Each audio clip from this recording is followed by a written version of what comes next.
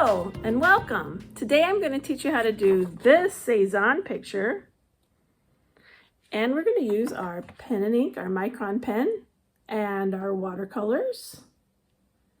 And you can see how cool it is. I'm going to go from this to this. Thank you, Cezanne. And we'll have lots of fun.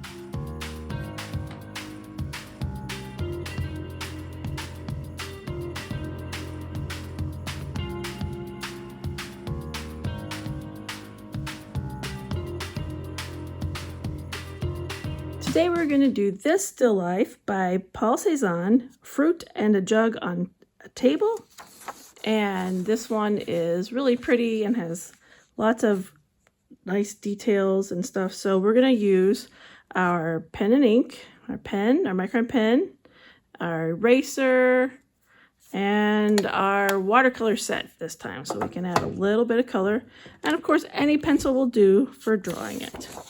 So we have our 8x10 piece of paper, and I have found the middles of my 8x10 piece of paper, and I have used Painter's Mate green tape by Sure Tape. It's not too sticky, so it's less likely to tear your paper, and you can get it pretty cheaply at Menards compared to all the other fancy tapes that exist, so that's pretty nice. I'm going to take my reference photo and fold it so that I kind of have a good idea of where the middles are. So I'm going to fold it this way, and I'm going to fold it this way. So this is a helpful way to have kind of the idea is that you have a large grid so that stuff from this corner, you have 4 quadrants to get the parts in place. And that's just very helpful to us when we're organizing things. So I'm going to connect my line very gently, and you can go even more gently than I do because I have to draw it dark enough for you to be able to see it. But you only have to draw it dark enough for you to be able to see it. So that's pretty nice. And so I'm going to start my table lower than middle, kind of cross that one at the halfway mark here. And then I'm going to stay really low when it comes around to this corner. And then it kind of just comes off suddenly. So I'm thinking that he maybe put something under it to raise up things. So it's not going to be shaped like what our idea of a table is. So something like that. Then we have an apple that is right in this corner. So I'm going to kind of get a nice circle there, and then we've got an orange kind of sneaking behind him, so we've got that kind of thing, maybe a little taller, so a little taller there. And then the giant lemon, I've noticed he's had a lot of really big lemons when he does his paintings, so he must have his own tree. So there's his little ears, looks like a little lemon head guy down there. And so now we're going to start at this apple and come all the way over for where our plate will go. And I can see already that my apple was not big enough because it has to come all the way to this line. So I'm going to go even larger, just like that. And notice that I drew the new line before I erased the old ones, because if you erase the old ones first, you're just going to draw them the exactly same size as you did before. So you want to draw the new ones first, which means my orange is probably too small too. So I'm going to go even taller there so it almost touches my tablecloth. Yeah, and I'll clean that out. All right, we're good now. We're good. We got our sizes figured out. Okay, so now I'm going to try to copy this one, this shape, like a little closer down here. So this one.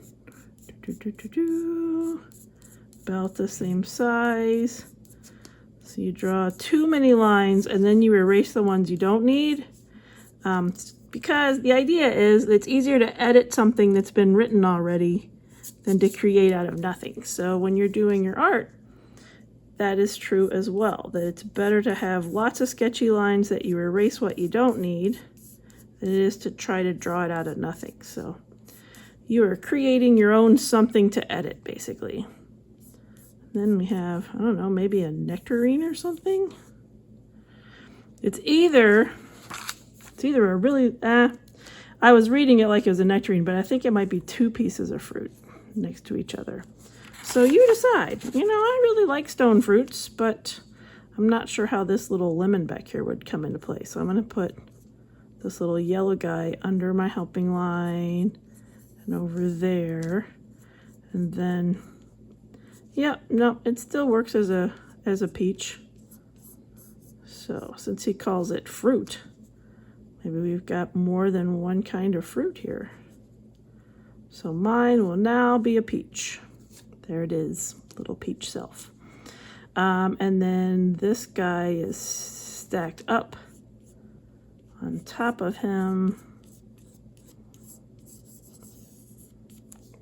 And I'm just going to lay my thumbnail here. So sorry, I was painting with 3-year-olds today, so I have messy hands. We made it all Play-Doh. But anyway, you see how big they are. They're much bigger than my thumb here, even that little guy. So for size, you want a really good size fruit in order for it to fill up enough room on your paper to not be a boring, empty paper that you have to do a lot of tablecloth lines instead of getting to enjoy the colors of the fruit. All right, and then my bowl or plate thing comes up like that. Then I'm gonna have a rim coming right next to my fruit to there, and then the underneath of my plate, which is really close. So it's like a platter. We made a platter. Very cool. And we don't see the back of it because I guess these fruit kind of block where you could see that. And that's all of the fruit. We'll just clean it up and then we'll draw the jug next. There's everything erased and cleaned up, and I've left my little crosshairs right there so you can see how everything fits in that grid. And I've erased all the rest of my helping lines. Now we'll look at that top right corner to get the jug in place. So I folded my paper back and forth again so that only the corner with the jug shows. So you can see for reference that these are these two fruits right here. And we know that the side of the fruit is going to join this side here. And that the other side is going to be coming from this fruit here on the table here. And that we have this kind of bulging, curvy bottom on it. So see, I'm drawing more lines than necessary. And then I'll erase them out when I get the ones I need. And that the opening of the jug is going to be about here. And maybe I can see more into the top than that, so it will be less of an oval. So like that. Then the neck of it, and then it's going to flatten at these little shoulders to make it over to the sides that we have. And then the handle on the jug,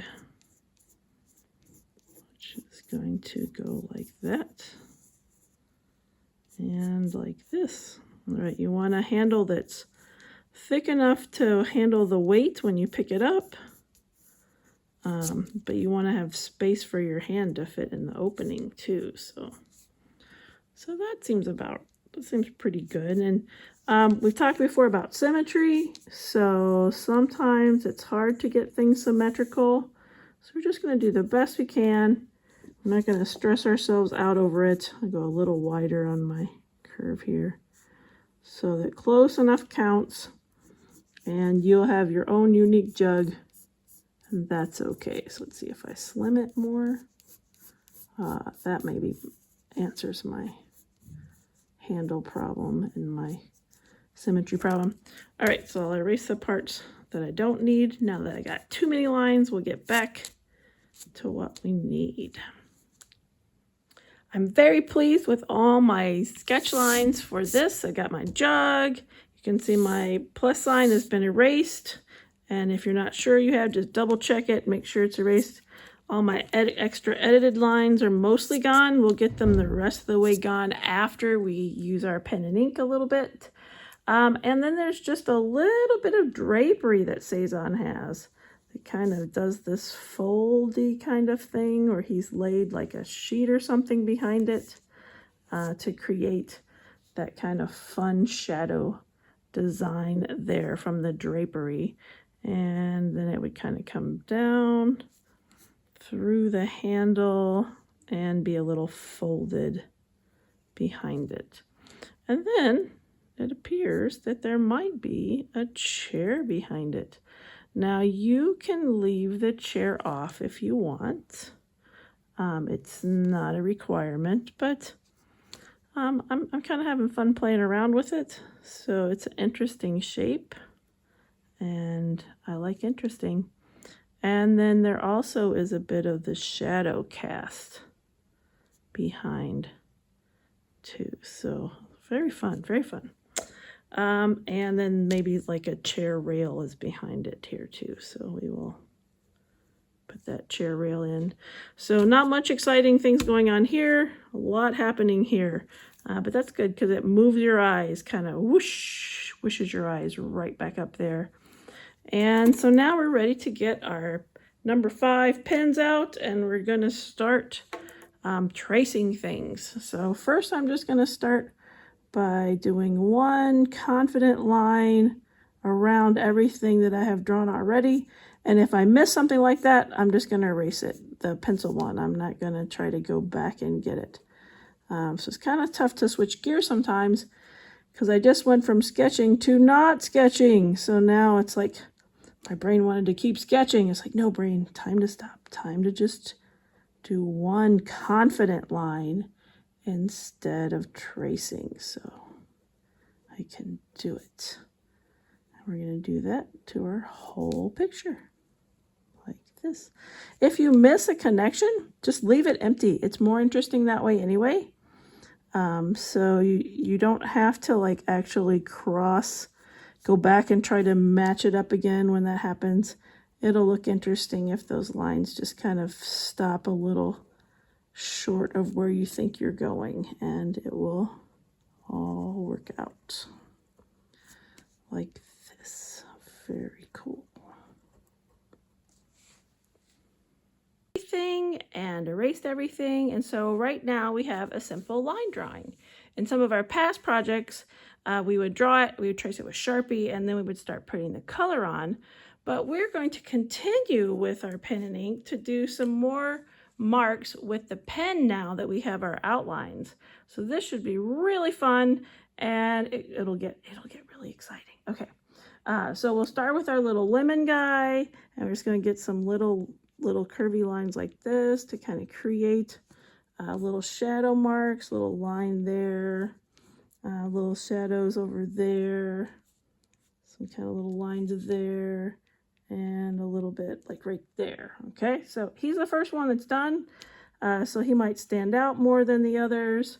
So just like look away from him if he bothers you right now, and just kind of keep looking over at the next one. So I did a little cross hatching there for that dark shadow where the orange is next to the apple. And then I'm going to do a little more cross hatching back here for where the orange is behind the apple. And then there's kind of like a mark there. Then we have our apple guy. And so first off, I'm just going to kind of create that bottom of the apple mark there and kind of get some striations for the apple going back into the plate like this. Because if that's the bottom, then these would be the sides of our apple. And I'm going to do a little curving this way, kind of follow the sides to create that shape. That's pretty fun. And then I'm going to go underneath of the apple with lines very close together for the shadow on the plate. Right, because lines close together create a shadow like that. All right, I have another little lemon guy back here, so not as much color on him. Let's do some little lines to kind of mark that he's got some form like that. Okay, then we have our bright orange guy in the front.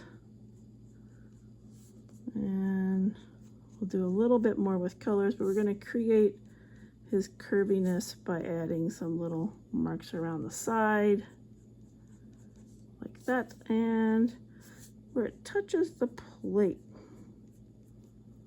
is where it's the darkest. And then again we have another shadowy part on the plate cast from the fruit, so I might have to go on it a couple of times.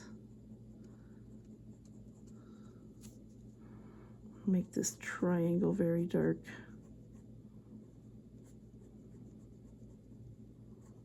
There we go, the space in between those fruits. All right, we have what I've been referring to as the peach. So we'll create a little cross-hatching. Cross-hatching is just like tic-tac-toe that follows the directions. So we've got this curved direction and this direction, and it kind of makes that together into a form. Kind of reminds me when you draw a pig pen from the Charlie Brown characters with like dirt on his face. This is how they would do that. Kind of got like a mark there, there, and I don't know what we have, like an apple that maybe has a green part to it here, and gonna come around that. It's dark back there, so we gotta put marks close together to create that dark side.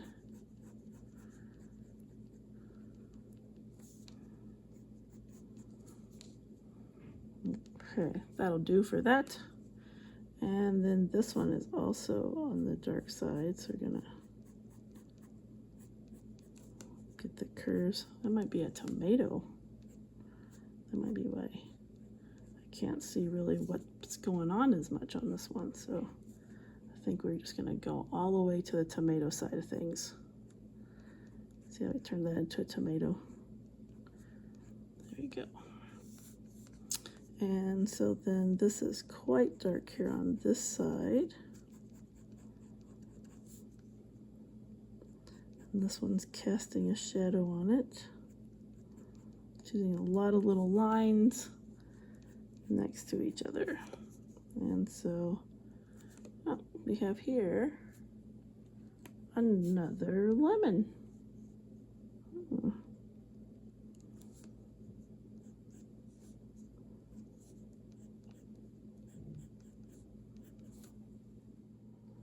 Let's do a little more work on these ridges of this tomato that I've made up here. I think it's pretty clearly a tomato, but I could be wrong. I don't know Cezanne personally, so I can't ask him. So let's just continue, and ours will be our very own. All right, so I'm gonna get my shadow next to my lemon. So I get the shadow from my lemon. And then I've got a bit of a shadow here from the line of the plate. And then there's a darkness under this lemon here. That's a big lemon. Maybe it's a quince or something. What other things are yellow and green? So I don't... It looks like a citrus... Oh, maybe it's a pear. I don't know. It doesn't look like a pear either. It looks like a puffer fish, see? Hello. All right, so when in doubt, just keep going and don't worry about it terribly. Okay, get the shadow from that plate, and then underneath, we have a shadow from our plate. We don't want this to be too busy because the tablecloth is gonna be a little loud. All right, so we got all of our fruits. Maybe I'll put a little bit more shadow under this one to make it settle down into that space. All right, so now I'm gonna do my vase. So there's a line here. There's a harsher line here at the curve. And there's a line that follows the neck here and follows the neck there. So it's got some weight to it. Then we have Some cross hatching inside of there for that shadow coming down. This is really fun to do all these little marks, and once you learn this, there's a lot of love for this. You just kind of keep doing it. It's very great, very fun. Pen and ink. Boop, boop, boop, boop, boop, boop, boop. Okay, get that shadow side there, shadow side there. Maybe just a little line for that. We'll increase that shadow a bit more. Top of that jug. All right, then underneath of this, we're going to make it a little more 3D by putting the under edge nice and dark there. Yeah, I'm just going to mostly color that, but it can have lines. And then you can kind of see this edge over here too.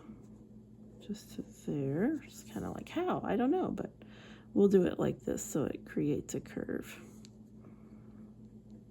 Like that. And side of our jar, curve, curve, curve. And we got a big curve shadow over here. So I'm going to follow it that way first.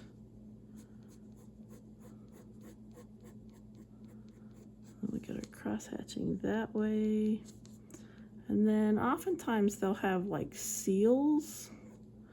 Like when they're making the clay, they will press in to the clay with like some mark of maybe where the olive oil is from or something. I don't know. They put marks in the jugs with clay stamps and stuff. So we'll just assume that that's what those kinds of things are. And then we got to cast our shadow from our fruits onto here. Oh, there we go. And a little bit there. All right, awesome. Now I'm ready to do little marks on my fabrics. I'm just going to kind of rain down from these folds. This one actually kind of rains up. And this one will create that kind of thing. It's like we gave our fabric eyelashes or something.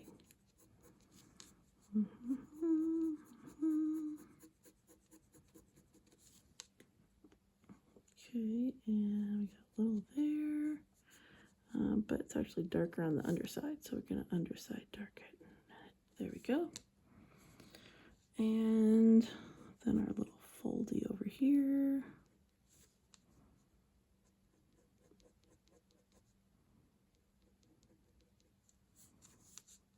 And the mark on our wall.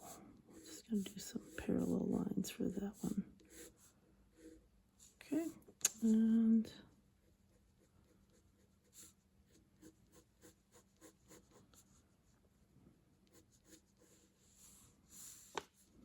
I'm not going to put any marks on the shadow because that'll probably just be a solid thing.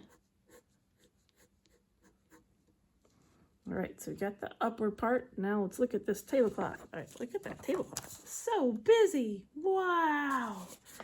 Okay, so take a breath. Whew. Okay, because there's a lot going on there. All right, so I'm going to do a letter V. Create some more fabric folding going off on that side. And then find the shadow under there. I'm going to go again with a line that way. And again with a line that way. And I may not have the patience for this tablecloth, so it may become a simplified tablecloth. Because, my goodness, lots of details. And I want to get to the painting part already. I'm excited about the painting part. All right. So just do the best you can on these little designs. Close enough counts, because they are busy. They're loud. So mostly I'd say what's important is we get this kind of horizontal feel of the lines till we get to the lemon, because that helps the table feel long, like this. We get those in place. And then we want these kind of coming down, so it feels like the side of the tablecloth that way. And then there's a certain amount of kind of curve to this side. We want to include those, so that feels like it's going off. And then more diagonals kind of coming in that direction for the tablecloth kind of flowing in that angle. So we're going to kind of keep it simple. And let's see, these are kind of fun. I'll do these little scallopy things. Whoop, whoop. Now that I have my lines in place, I can just scallop in between them and then kind of color between my scallops like that. Get the shadow mark on the table. Mostly we need the shadow so things don't look like they're going to fly off the table. Like there's no gravity holding them there. So the shadows really help with that. Shadow, shadow, shadow, shadow, shadow. Holding them on the table. Just holding it on the edge of the plate. And holding it on the table over here. So, oh, and even our tomato needs a little shadow to hold him on the plate. And our picture. It's a shadow back here. All right, so I'm going to continue coloring my parts on my tablecloth, and then we will move along. We'll see how it goes after that. This is the finished product of just the marker lines. You can see lots of cross hatching, following the contour shapes, creating an interesting tablecloth that has the length following this direction and then some parts going off from the two sides to create interest, and very little up here. And so now we'll be ready to paint. We have our little watercolor set from before, or if you're new to our library program, then you received a new one. Mine has been through some things, but it'll be okay. So I have a little cup of water and my number 6 brush. Do not use the little green brush that came with your watercolor set. It is not a good choice. Instead, there's a number 6 brush that you'll get. And so first off, we're going to start with our yellows because they're very pale colors. They're not very powerful. And so if you painted something green first, you couldn't get the green to go away and then get yellow there. So we want to get our yellow first. And you'll notice that our colors up here is like white, lemon yellow, and cadmium yellow, and yellow ochre, and then an orange yellow and a dark orange. So I'd say let's start with our lemon yellow. And when we do it with these watercolors on our pen and ink, we want to have more water than paint. We're not trying to like cover up our ink pens, our marks. So you want just a gentle amount of water, and you just stir it a little bit. Don't stir a ton. We don't want to get thick and pasty. We want to be able to see through it. So see that little lemon? I'm going to wash my brush. Then I'm going to go in the cadmium yellow next to it.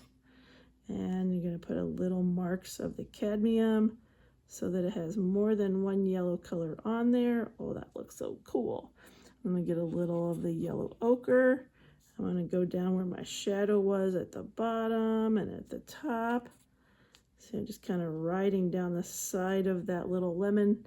And I'm going to get a little bit of this lighter orange and add that to the side and bottom as well. Now it got really powerful, so I'm going to wipe it off on my tissue and my paper towel, and I'm going to pick it up. My brush is dry from the paper towel now, so I could pick some of that up and put it in a different spot. All right, so that is my lemon. Yay! All right, so I'm going to keep going. Similar to that, washing my brush. I'm going to find my next yellow thing. So a lot of water, just a little stirring. That might be too much paint, so I'm going to clean my brush off, Save a little bit of the water to spread it around. Because if you use up a whole set of paint in one picture, it means that you're stirring too much and you're not using enough water. So you want it to just be a little painty, not a lot painty. All right, so that one is wet still. Now I'm gonna pick up a little bit of this yellow-orange color and kind of kiss it right there. And then that's a lot of paint, so I'm gonna wash my brush off. Pick that up, make that go over here a little bit. See how he's got like two colors? Now I'm gonna wash my brush really good. I'm gonna pick up a little bit of the light green, and then I'm gonna put the light green over here a little bit, and right there, kind of down at the bottom. All right, and I'll wash my brush and dry my brush. Maybe pick up a little bit of the yellow ochre. You can see my brush in the corner getting that, and kind of tying this together with that brownish yellow to calm down the green and the orange a little. And then I'm gonna leave that one alone. I don't wanna paint right next to him because he's wet and he has to dry. So I'm gonna go back and get this little one in the corner here. So this one, I think I'll start with the cadmium yellow instead of the other yellows. You can see the difference in the yellows. It's a little more orange. And let's see what happens if I go backwards. So now I'll go with the brighter yellow, see if we can go, nope, see, not much effect. So I just wanted you to be able to see that the lightest color you have to put on first. All right, but now we can yellow ochre it down in this little crevice here, a little shadowy goodness. All right, now that one's done. I'm gonna leave that one alone. All right, so this one isn't being touched by this lemon, so I can do it. I'm gonna come right in with the cadmium yellow all on this orange. So there's my cadmium yellow, which is the third one. So it goes white, lemon yellow, cadmium yellow. See how it's very watery. It's not gonna dry before I get to play on it. Wash my brush, dry my brush, go in the orange one, play with that orange on the orange. Look at that. Ooh, that's a lot. Good. Wash my brush. Spend a lot of time washing your brush, drying your brush, and picking up the color and putting it on the paper towel when it's too much. Okay, picking that up, put it on the paper towel. All right, that one's done. Now I'm gonna go up and play with this one, because see, I can't do this one because it's next to that one. I can't do these ones because it's next to that one, but I can do this one because it's not next to anything. So I'm gonna go up there and get that one. So that one, we'll start with a little cadmium in that spot only. Then we're gonna put this yellow down here, in that spot. Notice there's a lot of it that doesn't have color on it yet. Wonder what I'm gonna do. All right, then I'm gonna put a little bit of light green hanging out around in this yellow part I put right there. Because this fruit has a lot of colors going on. All right, gonna leave that there. I'm gonna go all the way down here and get this red-orange color. And go around the edges with this red-orange. And when I touch it, it'll tie-dye into it a little bit. And that's okay. We're fine if that happens. I'm gonna clean my brush off. And then, maybe we'll get this dark red for over here. What? That's beautiful. Okay. And dark red over there. Yep. I'm gonna clean my brush off. I get this dark green and put it right down here. All right, the dark green is a little bit crazy. It's like a little bit too green. So I'll put a little bit of my dark blue friend right under there. So this is our rainbow fruit. All right, then I'm gonna clean my brush off all the way, all the way, all the way, all the way. And take a little water and kind of brush all of that together so it kind of browns it up a bit. It was almost too beautiful. There, that's calmer. I'm gonna leave that drying for a while and I'll come back and do some more green there because I was unhappy with how blue that got. So instead I'm gonna come over here and I'm gonna put some brown inside of the stem where this tomato will be more green later. And some brown on the side of this tomato. I think we're dry enough that that can hang out there. And let's see, everything's wet. So let's go up and work on our paper up on our top area here. So we have this huge fabric. So, and we have a stopping line here from the fold. So let's take our water and let's just get it wet from this line up. Because again, we're not trying to use thick and pasty colors. We want it to be thin and watery so we can see our lines. So that's the water to there. And then we'll get this color here that's between the red and yellow. And the green, this blue here. And we're just going to kind of rub that in the water to be our base color for that whole top area. So see how it kind of blossoms out? Okay, that's what we want. Very pale color. All right, and don't dry it with a tissue. We want it to stay kind of wet now, because now that is perfect. There's a little sheen to it. You can kind of see that the light plays on it when I wiggle it, the sheen, that's good. And so now we will act fast. So we'll use the same color and we'll do some marks with the same color, because you can see Cezanne's brush strokes in this. All right, and then let's maybe move over to, we'll use that green that was too blue down there, and we'll put some of the green stripes. Stripe. I'm using the tippy toe of my brush and just kind of poke. Get those on there. And I think some light green. Oh yeah, line. And I'm making the lines not overlap each, like, I want to be able to see that they're lines. I don't want to paint it solidly like hanging wallpaper on a wall. I want to make sure that I can see all the parts separately. So I'm going to go this little bit darker color now. Oh yeah. Get some darker stripes. And a little bit of brown for up in there, because you can see some brown. Yeah, maybe a little bit more of the light green. And let's see what this dark blue does. Put that in our little, oh yeah, put the dark blue in our little crevice. Nice. Okay. And you know, that dark blue looks nice. I'm gonna put some more dark blue lines back here. Now, you'll notice that the blossoms are happening. We have a little bit more control, but when the sheen starts to go away, stop painting, because you will, you'll get solid lines instead of blurry lines, and the blurry lines are better for that space. Okay, so that's probably enough of that. But let's say that this was too bold and you preferred it to be less like that. Now, I actually really like that, but let's say it bothers you. You would get a little bit of water and you could paint on them, and they will get lighter and they will spread more, okay? All right, so you're gonna leave that alone. That part looks good. We're gonna work on the background the rest of the way behind our pot now. So I'm gonna get this, our jug. Gonna go around it with water.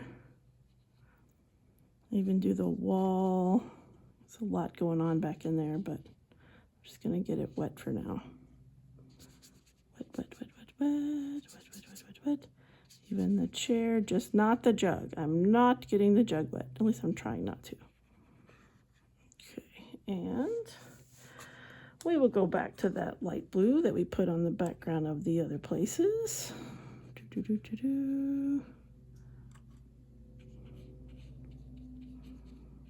Tone that up back there. Watercolors involve a bit of patience, because you maybe were like, I wasn't done with my homework. I've got to finish my homework before I go outside to play. When you were here on the fruit, because you were like, but there's fruit that's not painted. We have to move around. We have to do the places that are not touching the fruit first, and give these fruits a chance to dry. So watercolor requires logistics and patience. So we've just moved over. We're gonna put some green So I got this dark green here, and I'm gonna go kind of like in that part, back in here. And that spot. Oh, that looks kind of brown in there, so I see some brown in there for some reason. There we go, brown in our corner. All right, and I see a little bit of violet back in there too.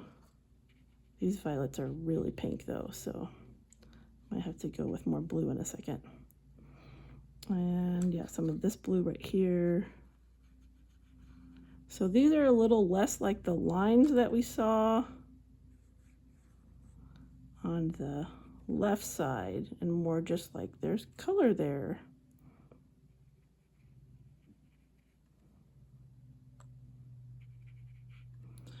All right, so that seems good. Maybe a little more violet here. A little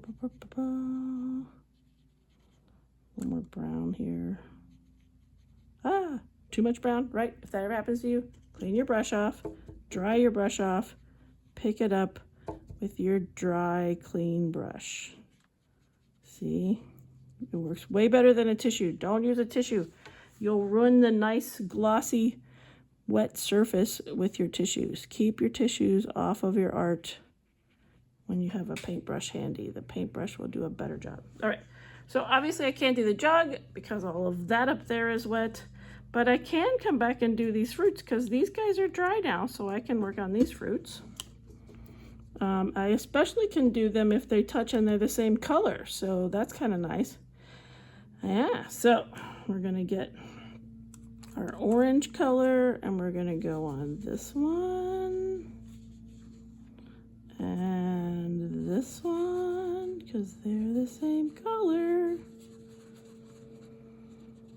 And then we're gonna get some of the dark orange color and go around the outside of this one.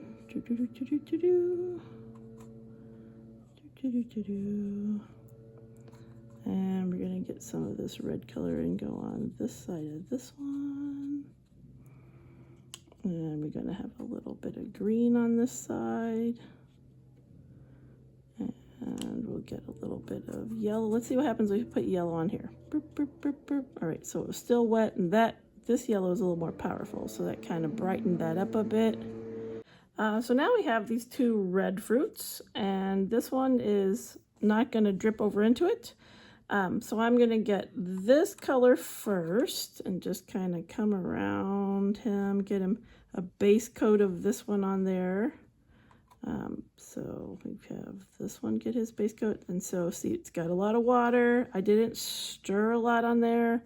I'm actually getting my brush wet like every time, and there's a lot of paint on there, so we'll see if I go on the brown, if that's okay. Yep, that's all right. So we want it thin, not stirring, washing my brush, drying my brush, dabbing this red one here, and putting that around it. Wow, that's a lot of red. Okay, very bold.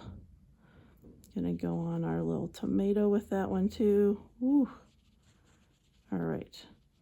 Now that red feels a little pink, so I'm gonna wash my brush. I'm gonna go in this reddish brown color right here because I think that'll help tone down how bold how pink that red is. It'll kind of orange it up a little bit so it won't look like fluorescent. There we go. Nice. Maybe that's a tomato too. No, it's an apple. Okay. Then I'm going to use a little bit of this dark blue here to kind of shadow up this side and shadow this side too. So see how that mixed with the brown and the red and made a more believable shadow from the dark blue there. So that's pretty cool. All right, you feel better because all your fruit is done. And it's going to be wet next to the tablecloth there and there, but this is all dry mostly. Next to that is wet. So I will move on to the tablecloth next. So the important thing with the tablecloth is we got to get it nice and wet. So we're going to get it all wet first. Try not to get your fruit wet because we've waited for them to dry. I'm not going to touch that apple one. If I touch my puddle to the apple, then the puddle could bleed out. So I'm going to leave a tiny, like a little canal of no water between the fruit and the tablecloth. And in a moment, when the fruit has had a chance to dry, we can just finish filling that in. Oh, see, so I touched that tomato. Do you see how it blossomed over? It's just a little, so it's not too much. And I'm not going to go on my plate because the plate will be white. Okay, this is the color blue that you will need for this part. Right here between the black and the dark red orange. This dark blue here is the color we are using next. See, so we can get more color as a base on this before going, because so this was the wall or the drapery, and this is the tablecloth. So I need a bolder color to begin with, and see how dark it is. If you gotta spread that out, we don't want that dark puddle of that right there. So we got to keep moving it around. Trying it to go in the bottom of my platter.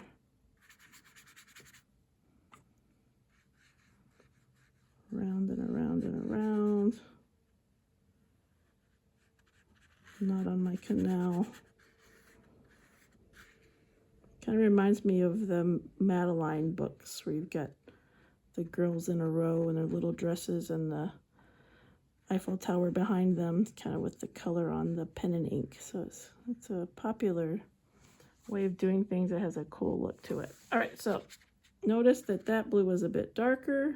Now I can go snugly in, and my fruit is dry enough I can close up that canal there and there while I still have puddles to do that with. Okay, and a little more color there to share in that space. Now I do see some green. This is the dark green we will be using. I'm going to grab some of this green and put it on our tablecloth in some little spaces, kind of following the patterns that you have, because it looks like it's supposed to make sense that way. Looks like you're doing something intentional instead of just by accident. And there we go. Normally I stay away from black, but let's see what happens if I put a little black on this blue while it's wet. Can I get navy? I don't know, it's not my favorite. So if you do black, then you're probably going to have to get a little blue to play in the black. There we go. Now we get some darker navy. So notice it was not the end of the world. I just fixed it. I just put more on it. Use my brush to pick it up and put it someplace else. See? All right. That looks pretty good. Okay, now is this dry enough up here? No sheen. There's sheen there, but not there. So now I can do my little vase. All right, so I am going to put purple first because I remember that our purple is powerfully pink. We are not accustomed to having a purple this pink. At least I'm not, but I mean, it's pretty purple. And then we're going to tone it down after we get it on there. All right, so you can see I didn't use a ton of it. I used mostly water, and I'm going to use this orangey brown color like we put on the red fruits. This orangey brown will tone it down better. Oh, that's a much better color now. See? That wins. Yeah. Oh, that's beautiful. And then I'm going to take a little bit of this blue. This is the color blue we are using now. And that'll also help us with our shadows on it.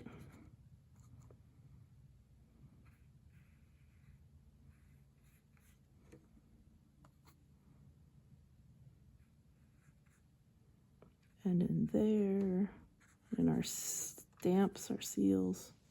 Good. And then I'm going to get my brush clean, get a little touch of this. We saw how powerful it was. And if you're not sure, you can always touch it over on your lid to see. And we'll go around the neck of the jug with that again. All right, that is beautiful. All right, last part is our little plate. So our little plate is mostly white. So I say we'll take this blue that we haven't used yet, and we'll put it, oh, sorry, I wasn't showing you. All right, so to clarify, because I think I maybe didn't show you, we did this purple with this brown for toning this down, and then we use this blue on there. But now for the plate, I'm going to use this blue right here, and I'm going to put it right here. A little bit of that blue right there. And then I'm going to pick up a tiny drop of this black color so I can gray it. I want to make it into like a blue gray. Yeah, that seems good. All right. And then I can go in that space, that space, that space, right here and right here, and then clean off my brush, dry off my brush, and with my very lightly damp brush kind of blend that into that space, and then blend this into there. All right, cool. All right, well now everything is dry. This puddle is mostly dry. Now I can get my chocolatey brown color and repaint this chair. Okay, so we had to be patient. We had to wait till this dried so that I could put that there without it becoming a big smoosh. Right, and the shadow and this kind of up underneath of this little drapery. All right, and right there. All right, all set. Please let your painting dry completely before you remove your tape. That will help it to dry flat. But if you find that your paper curls because there's nothing waxy or sticky, you can put parchment paper over it and iron it with your iron. I am noticing that as my pot dries, it's getting a bit pinker. So I might put a little more of the brown tone on it. Because, whoa, that pink was powerful. So I might go a little bit more brown. Yeah. And I might even take some of this. Yes, let's do that. So I use a little more brown, but I'm going to take some of this yellow ochre to kind of calm it down as well. So just the last finishing touch. Yeah. Yep, that's better. Because it was mighty the pink was that jug, and this helps it be less pink. That purple just has a lot of pink in it. It's very powerful. So better. Okay. So anyway, wait for it to dry before you take your tape off. When your painting is all dry, you can take your tape off. So I'm just going to show you, refresh you on your idea. We don't want to pull straight up because that'll rip your art. Instead, we want to pull straight out. So it's flush with your paper and we're pulling at a right angle away. And you'll notice tiny little tufts of paper surface might come off with the tape. But when you pull it at this angle, it doesn't tear into your artwork itself. So that is very nice. And so this will pull up. All right, so see how I've got a lot of paper coming and going. It's like, ooh, my goodness. Yep, pulling that way. Phew, imagine if you'd pulled towards your art, that would have been your whole picture going away. But we're not worried when it goes that way. It's not a problem. So we got those nice edges. Gonna pull down and down. And there we have it. Very satisfying.